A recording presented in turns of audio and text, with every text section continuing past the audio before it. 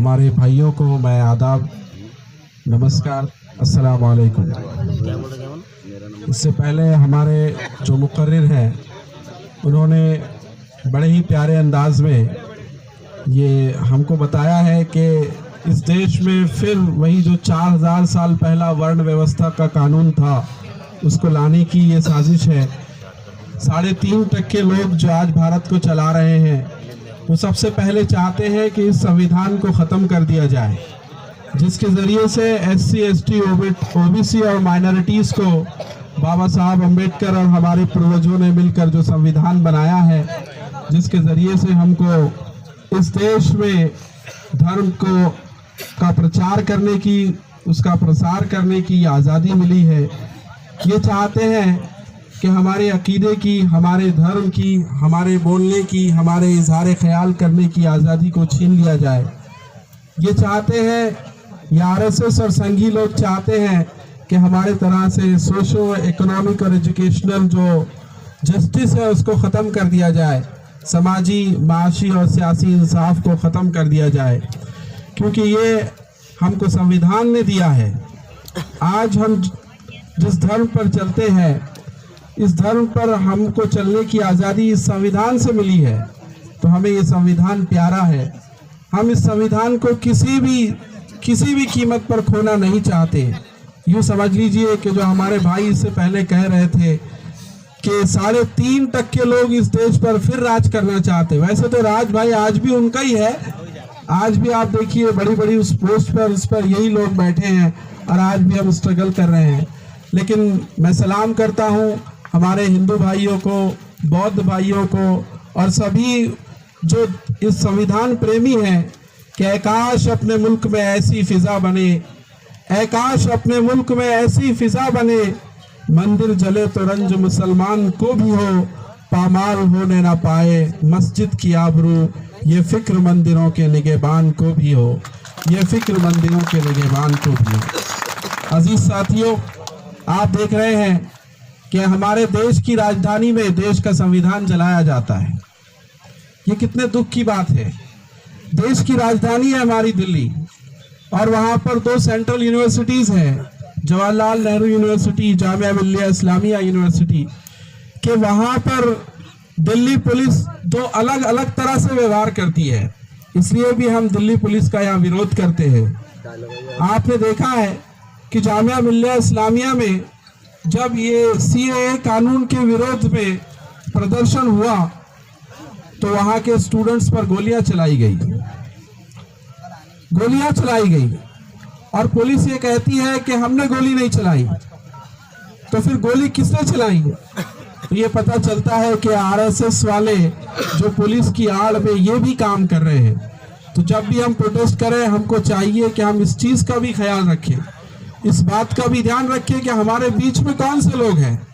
क्या ये हमारे दुश्मन हैं? क्या ये हमारे प्रोटेस्ट को ख़राब करना चाहते हैं? ये सिर्फ एक बार प्रोटेस्ट करके ख़त्म नहीं होने वाला। ये हमारी आज़ादी की लड़ाई है।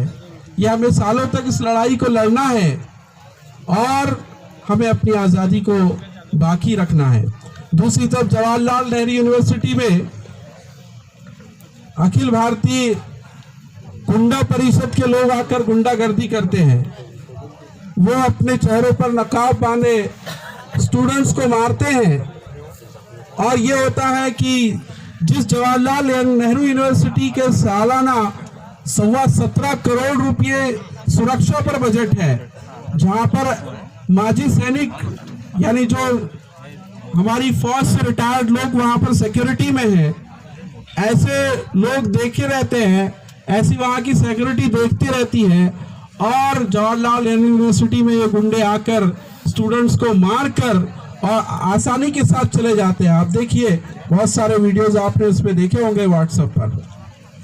जो मोदी, जो शाह ये कहते थे कि हम पाकिस्तान को सबक सिखाएंगे, उसके घर में घुसकर सबक सिखाएंगे, लेकिन वो तो उल्टा रहा है कि अपने ही घर में अपने ही छात्रों पर गोली चलाई जा रही है, उनको मारा जा रहा है।